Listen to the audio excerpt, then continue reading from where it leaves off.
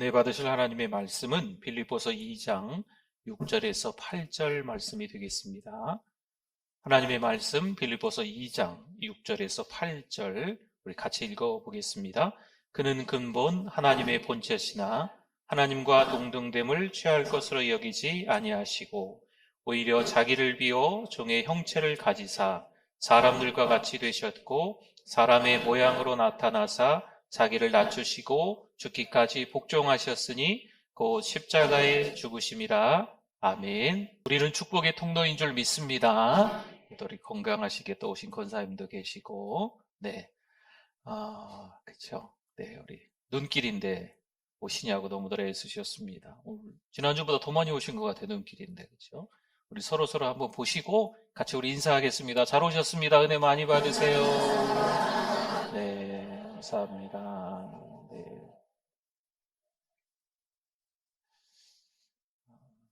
사랑이 많은 사람들이 모여 있습니다.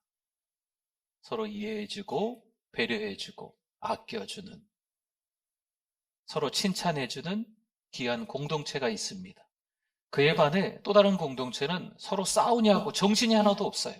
서로 미워하고 서로 시기하고 다투고 섭섭해하는 이런 공동체가 있습니다. 자, 여러분의 가정은 어떤 공동체가 되기를 원하십니까? 그렇죠? 사랑이 꽃피는. 그렇죠. 어떤 교회가 되기를 원하십니까? 다투고 시기하고 막 섭섭하고 속상해하는 공동체? 그런 교회를 원하십니까? 아니잖아요. 그렇죠? 서로 사랑하는 공동체. 세 사람이 차 한잔하러 카페에 가게 되었습니다. 그런데 카페에 들어가서 이제 차를 시키는 거죠. 첫 번째 사람이 이야기하네요. 난 콜라. 두 번째 사람이 이야기합니다.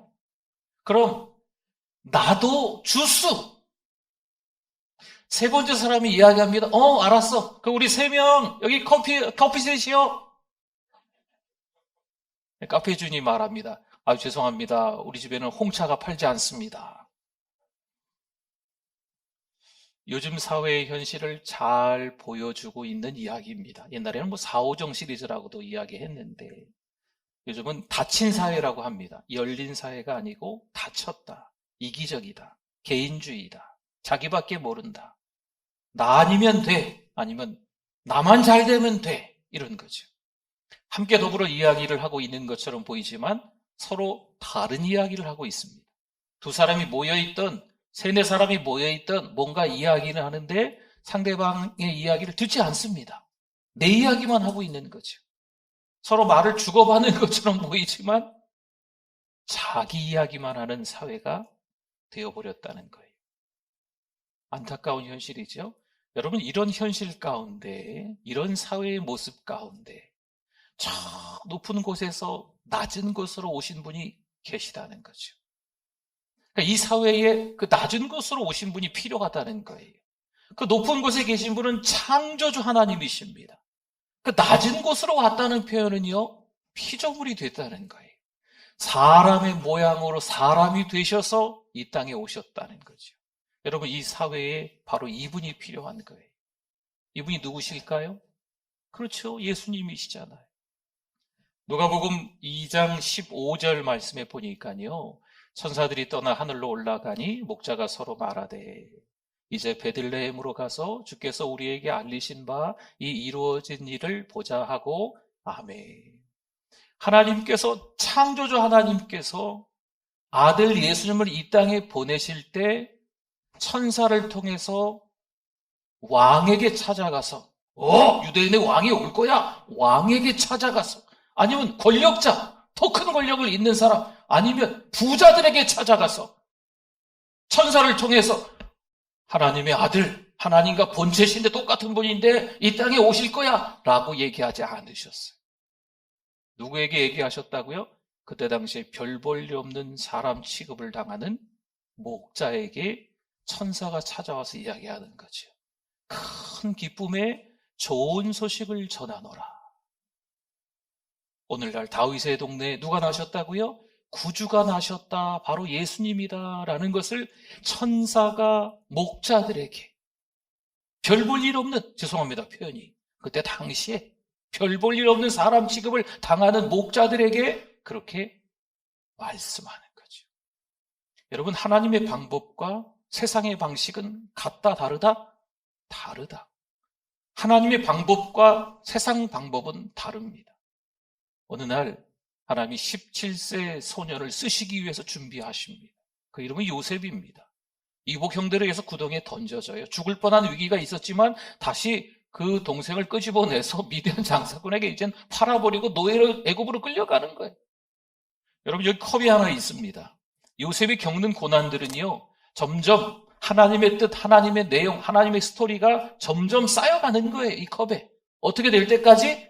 가득 찰 때까지, 넘칠 때까지, 충만할 때까지, 넉넉할 때까지, 하나님의 뜻이 완벽하게 이루어질 때까지 요셉이요, 구덩이에 던져지고 미디안 장사꾼에게 팔려가고 질질 끌려 애굽으로 내려가고 보디발 장군의 집에서 열심히 가정총무로 일했지만 모함으로 또 감옥으로 들어가고 이 세월들 속에서 하나님의 뜻이, 하나님의 내용이, 하나님의 그 스토리가 점점점 쌓이는 거죠. 가득 찰 때까지. 가득 차면 요셉이 애굽에 뭐가 될까요? 총리가 되는 거예요. 한번 이렇게 생각해 볼까요? 우리 세상 방식으로.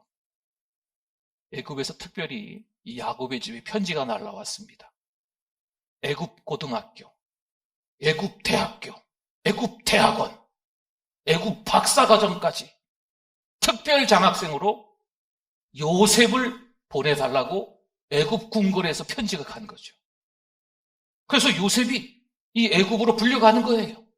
그래서 요셉이 아주 탁월하게 교육을 받고 정치에도 입문해가지고 때가 돼서 총리로 올라가는 거죠. 그럼 이건 안 되겠습니까? 이건 하나님의 방법이 아닙니다. 왜 하나님의 방법이 아닐까요? 예수님의 삶을 보면 그렇습니다. 누가복음 2장 7절도 한 번 더 볼까요? 쳐다들으라 강보로 싸서 어디에 누였다고요? 여러분, 이 구유는 말밥통이에요. 말밥통, 말밥그릇. 마구간으로 추정이 되는 것 같아요. 구유에 뉘었으니 이는 여간에 있을 곳이 없음이로라. 아멘. 나사렛에서 120km나 되는 긴 거리를 이 젊은 부부가 왔는데 만삭이 된 여인이 어디 하나 묵을 데가 없는 거죠. 아는 사람도 없어, 베들레헴에. 어떻게 해요? 예수님은요, 구유에서 태어나셨습니다. 높은 곳에서 낮은 곳으로 오신 예수님이신 줄 믿습니다. 우리는 이해가 되지 않을 수 있지만 하나님은 일부러 낮은 곳으로 예수님이 처하게끔 만드셨다는 거죠. 아기 예수 탄생 700년 전 이사야의 예언이 이렇습니다. 이사야 53장 2절 말씀에 그는 주 앞에서 자라나기를 연한 순 같고 마른 땅에서 나온 뿌리 같아서 고운 모양도 없고 풍채도 없은즉 우리가 보기에 뭐라고요?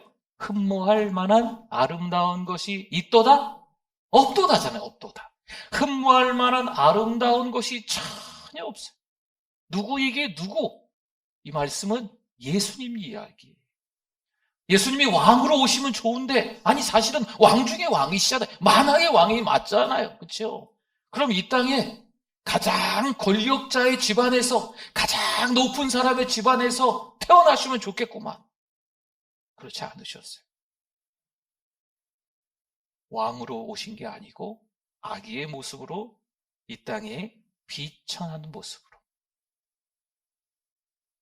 어디 누일 데도 없어서 구유에 누이셔서 태어나신 분이 예수님이라는 거죠.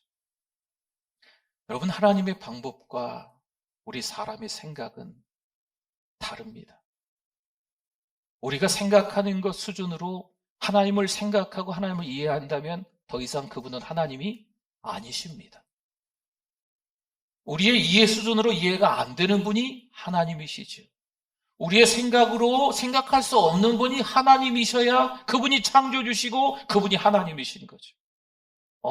하나님 이렇게 하시려고 그러는구나. 그렇게 이해가 되면 더 이상 우리는 하나님을 하나님이라고 부를 수가 없는 거예요.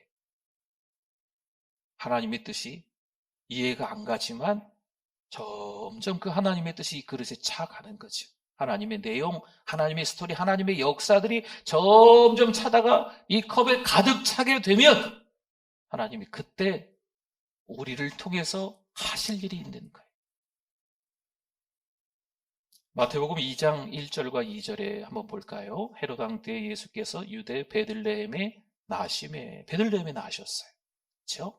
동방으로부터 박사들이 예루살렘에 이르러 말하되 유대인으로 왕으로 나시니가 어디 계시냐? 우리가 동방에서 그의 별을 보고 그에게 경배하러 왔노라 하니 아멘. 예수님은 화려한 곳에서 태어나지 않으셨어요. 그런데 저 동쪽에서부터 그 먼 거리를 대략 한 1500km 정도로 추정하고 있어요. 그 멀리서 별을 따라서 아기 예수께 경배하려고 유대인의 왕을 찾으려고 온 사람들이죠. 궁궐에 있을 줄 알았는데 궁궐에 안 있는 거죠. 사랑하는 성도 여러분, 우리의 시선은요, 높은 곳에 머물러 있습니다. 우리의 시선은요, 화려한 곳에 머물러 있어요. 우리의 시선은요, 조명빨이 잘 받는 곳, 스포트라이트, 그런 곳에 머물러 있지만 하나님의 시선은 그곳에 머물러 계시지 않습니다. 아니, 그런 곳에 우리 주님이 계시지 않습니다. 오늘 읽었지요? 빌립보서 2장 6절에서 8절을 한 번 더 볼까요? 하나님이 누구신지를 보여주고 있는 말씀이에요. 예수님이 누구신지. 그는 근본 하나님의 본체시나 하나님과 같은 분이시라는 거죠. 또 설명하지요. 하나님과 동등됨을 취할 것으로 여기지 아니하시고 오히려 자기를 비워 종의 형체를 가지사, 그 다음 설명이 나와요. 종의 형체를 가지사가 무슨 말일까? 그 다음 사람들과 같이 되셨고 사람의 모양으로 나타나사 자기를 낮추시고, 아니 창조주이신데 낮추고 낮춰서 피조물이 되셨다는 거죠. 죽기까지 복종하셨으니 곧 어떻게 됩니까? 십자가에서 죽으십니다. 누구를 위해서 죽으셨을까요? 누구를 위해서 십자가에서 죽으셨을까요? 누구를 위해서 십자가를 지셔야만 했을까요? 누구를 위해서 마지막 피 한 방울까지도 흘리셔야만 했을까요? 여러분, 이게 하나님의 방법인 거예요. 하나님의 방법으로 인하여서, 하나님의 뜻으로 인하여서 점점 이 잔이 차가는 거죠. 온갖 여러 가지 일을 겪으시면서 이 잔이 가득 찼을 때 하나님과 같은 그 예수님께서 우리의 죄 때문에 십자가에서 못 박혀 죽으신 줄 믿습니다. 여러분, 그 예수님을 믿는 저 여러분이 되실 수 있기를 축복합니다. 여러분, 사랑이 많은 가정이 되십시오. 다투고 시기하고 헐뜯는 가정, 그런 거 말고요. 자기밖에 모르는 가정 말고요. 사랑이 많은, 사랑하는 우리 교회 공동체가 될 수 있기를 축원합니다. 그렇죠? 서로 시기하고 뭐 헐뜯고 비방하고 삼삼오오 모여서 막 교회 욕하고 막, 여러분, 그런 공동체 말고요. 2023년에도 하나님의 은혜 주셔서 건강한 가정, 건강한 교회였지만 2024년에는 여러분의 가정들이 더 축복받는 가정이 될 수 있기를 바랍니다. 여러분들이 복의 통로가 되실 수 있기를 바랍니다. 여러분이 다니고 있는 직장이 잘 돼요. 왜 잘 될까요? 그 직장에 누가 있기 때문에? 하나님의 자녀인 우리가 있기 때문에 잘 되는 거죠. 여러분, 축복해 주셔야 돼요. 그 직장을 축복해 주시고 여러분 주변에 만나는 분들도 잘 될 수밖에 없어요. 왜요? 우리가 복의 통로니까, 은혜의 통로니까, 우리를 통해서 하나님께서 하실 일이 있기 때문에 잘 될 수밖에 없고요. 물론 세상 사람들이 말하는 방식으로 잘 되는 건 아닐 수 있어요. 그러나 하나님께서 채워가시다가 때가 되면 하나님이 우리를 사용하실 때가 있는 거예요.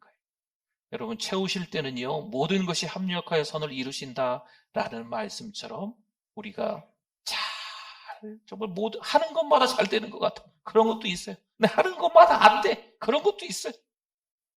너무 기뻐. 그런 것도 있어요. 너무 슬퍼. 그런 것도 있어요. 이런 것들이 차고 차다가 가득 차서 합력하여 뭘 이루신다고요? 선을 이루시는 게 이게 세상의 방식이 아니고 누구의 방법? 하나님의 방법, 하나님의 뜻이고 하나님의 내용이고 하나님의 스토리인 줄 믿습니다. 여러분, 하나님은요 그렇게 역사하시는 거예요. 마태복음 2장 3절을 한번 봅니다. 헤롯 왕과 온 예루살렘이 듣고 소동한지라. 아멘. 왕이 듣고, 예루살렘 도시가 듣고 소동하는 역사가 일어났어요. 뭘 들었는데요? 예수님이 베들레헴에 오셨다, 태어나셨다, 유대인의 왕으로 오셨다, 이 이야기를 듣고 지금 왕이, 사람들이, 그 도시가 아주 시끌시끌해졌다는 거죠. 성도 여러분, 예수 그리스도가 이 땅에 오신 걸로 인하여서 요즘에 정말 도시마다, 나라마다 시끌시끌합니다. 사실 크리스마스는요, 예수님 더하기 탄생을 축하해서 예배하다라는 게 합쳐진 말이 크리스마스예요. 근데 세상 사람들은 그 단어의 뜻을 잘 모르는지 크리스마스 때 흥청망청 놀고 먹는 날 이렇게 생각하는 거죠. 크리스마스, 예수님의 탄생을 축하하면서 예배드리는 날이 크리스마스예요. 저와 여러분들이 세상 방식으로 살아가지 않기를 바랍니다. 크리스마스는요, 예수 탄생 축하 예배를 드리는 날이에요. 우리가 그 예배를 받는 날이 아니에요. 우리끼리 좋아서 삼삼오오 모여서 케이크 불고 선물 네, 아주 다양한 방법으로 크리스마스 시간을 보내긴 하지만 진짜 중요한 것은 예수 그리스도라니까요. 아기 예수가 이 땅에 오신 날, 그 아기 예수가 십자가를 지기까지 많은 일들을 지나고 오시지 않습니까? 그러면서 때가 되어서 십자가를 지시는 거죠. 여러분, 예수님이 어떻게 살아오셨는지 한번 볼까요? 예수님은요, 죄인을 불러 회개케 하기 위해서 이 땅에 오셨는데요, 섬기기 오셨는데 어렵고 힘든 사람들 그냥 지나치지 않으셨습니다. 병든 자를 못 본 척하지 않으셨어요. 가는 곳마다 병든 자들이, 각색 병자들이 다 보이는 거죠. 다 고쳐주시네. 야이로의 딸을 살려주기도 하시고, 나인성 과부의 그 아들의 장례 가운데 다 죽었는데 지금 관 속에 있는 그 아들도 예수님이 살려주기도 하시는 역사. 예수님이 이렇게 우리들에게 다가오시는 분인 줄 믿습니다. 가장 낮고 천한 사람의 모습으로 오셔서 그 사람들을 다 이렇게 품어주시는 예수님. 낮은 곳으로 오셔서 그 사람들을 다 품어주시는 예수님인 거죠. 여러분, 요셉이 왜 특별 장학생으로 선발돼서 애굽 대학교로 바로 안 갔는지 아시겠죠? 하나님께서 그 방법을 선택하지 않으시고 여러 가지 어렵고 힘든 그런 고난들을 통해서 때가 되어서 전혀 공부로 준비가 안 된 것 같은데, 전혀 학위도 없는 것 같은데, 정치적 인맥도 없는 것 같은데 갑자기 하나님은 애굽 땅의 총리로 삼아주시는 거죠. 여러분, 이게 하나님의 방법이에요. 오늘을 살아가는 우리들의 인생의 나름대로 노하우가 있겠지만 하나님 바라보고 살아가실 수 있기를 축원합니다. 하나님이 가라 하시는 그 길에서 같이 가는 거예요. 하나님이 오라 하시는 그 길에서 같이 오는 거죠. 하나님이 멈춰라 하시는 그 길에서 같이 멈추는 거예요. 어느 날 예수님이 제자들과 함께 배 타고 바다 위로 가실 때였어요. 예수님이 가자고 했거든요. 예수님이 노곤하신지 배에서 주무시는 거예요. 뭐가 쳤다? 풍랑이 쳤다. 큰 파도가. 예수님이 배에 있는데도 불구하고 큰 풍랑이 치는 거죠. 여러분, 우리 인생에서 그런 일들이 왜 없겠어요? 있지요. 하나님만 바라보고 살아가는데 복의 통로가 된다고, 은혜의 통로가 된다고 했는데 힘들고 어려운 일이 왜 안 찾아오겠어요? 그러나 예수님 좀 보세요. 예수님이 일어나셔서 바다야 잠잠하라. 말씀 한마디로 바람과 바다가 아주 잔잔하여지더라. 할렐루야. 예수님은 누구시니까요? 하나님이시니까, 창조주이시니까, 낮고 낮은 모습으로 이 땅에 오셨지만 예수님은 하나님이신 줄 믿습니다. 그렇기 때문에 병든 자들을 고치시고 죽은 자도 살리시고 풍랑도 잔잔케 하시는 분인 줄 믿습니다. 예수님은요, 화려한 곳에서 조명받고 계시지 않습니다. 골로새서 3장 12절에서 14절 말씀, 그러므로 너희는 하나님이 택하사 거룩하고 사랑받는 자처럼 긍휼과 자비와 겸손과 온유와 오래 참음을 옷 입고 누가 누구에게 불만이 있거든 서로 용납하여 피차 용서하되 주께서 너희를 용서하신 것 같이 너희도 그리하고 이 모든 것 위에 뭘 더하라? 사랑을 더하라. 이는 온전하게 매는 띠니라. 아멘. 어떻게 살아가야 될까? 이 성탄절 즈음에 어떻게 살아가야 될까? 2023년 일주일밖에 안 남았는데 어떻게 살아가야 될까? 2023년은 금방 지나가겠는데요. 일주일밖에 안 남았으니까. 2024년은 어떻게 살아가야 될까? 여러분 기도하면서 한번 질문해 보세요. 성경을 읽으면서 질문해 보세요. 찬송하면서 하나님께 한번 여쭤보시라고요. 하나님 어떻게 살아가야 되지요? 물론 지금까지 살아온 것처럼 그대로 살아갈 수도 있겠죠. 그러나 지금까지 살아온 게 하나님의 방식이 아니고 내 방식이었다면, 내가 원하는 대로 살아왔다면 우리의 삶의 방법을 바꿀 필요가 있습니다. 2023년 이제 일주일 남았습니다. 그리고 새로운 한 해가 2024년이 이제 우리에게 또 찾아오겠죠. 이왕이면 겸손과 온유로 오래 참으시면서 사랑을 더하시면서 잘 섬기실 수 있기를 바랍니다.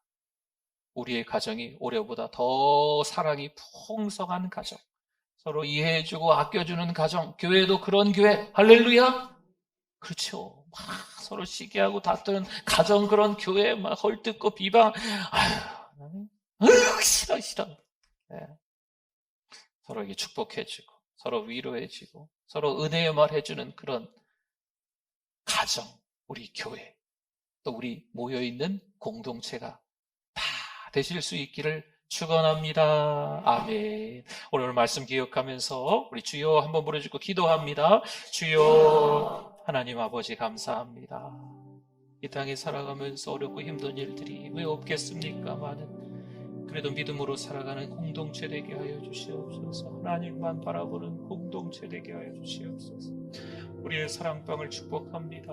또 우리 교회를 축복합니다. 우리 가정을, 우리 직장을 축복합니다. 우리 동창회를 축복합니다. 335 모여있는 그룹들을 초청합니다. 하나님, 우리가 그 자리에 있기 때문에 복의 통로, 은혜의 통로가 되게 하여 주시고 그들이 우리를 통해서 변화될 수 있도록 인도하여 주시옵소서. 너무나도 부족한 인생을 살아가는 우리들이지만 하나님만 바라보고 힘내실 수 있도록 우리 하나님 역사하여 주시옵소서. 하나님의 은혜, 하나님의 사랑 가운데 하나님 아버지 은혜를 감사합니다. 오로지 우리를 위해서 높은 곳에서 낮은 곳으로 오신 주님, 그 주님이 화려하고 박수받고 조명받는 곳에 계시지 않고 가장 비천한 자리, 또 가장 불편한 곳에서 계셨음을 깨닫고 우리도 있는 그 자리에서 믿음으로 살아갈 수 있도록 불평하고 원망하는 게 아니고 감사하며 살아갈 수 있도록 도와주시옵소서. 성령이여 충만히 역사해 주실 줄 믿습니다. 예수님의 이름으로 기도드립니다. 아멘.